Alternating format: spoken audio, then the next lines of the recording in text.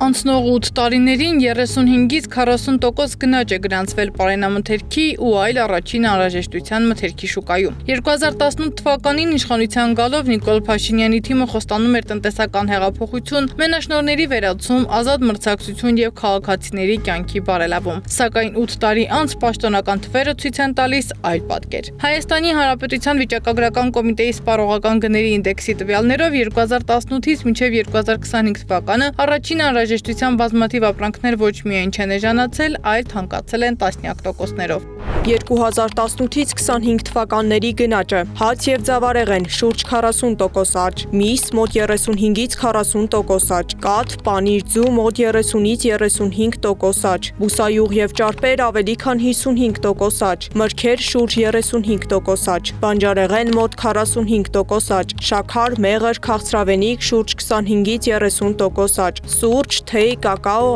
ավելի քան 40% աճ։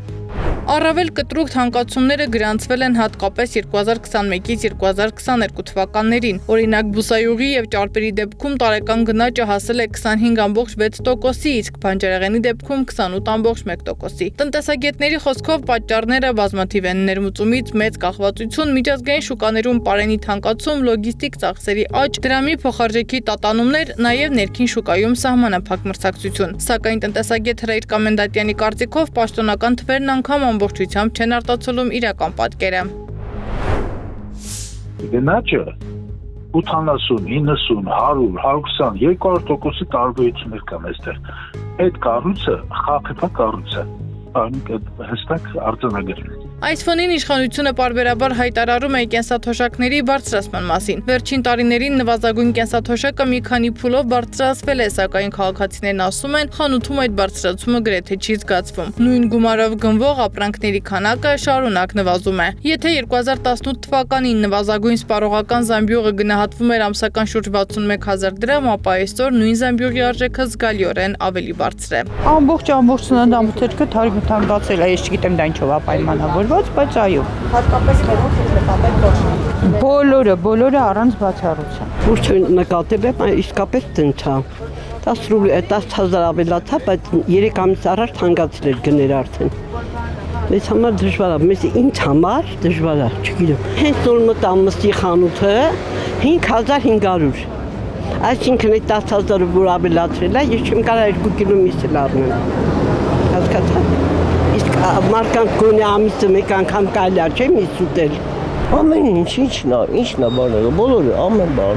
Իհարկե նկատել ենք, բայց ուղղակի ցանկություն չկա խոսալու։ նկատել եք, որ պետքերը պարենամթերքը թանկացել են։ Ես քաղաքականությունից հեռու մարդ եմ, ես ոչ մի հարց չեմ ուզում պատասխանել։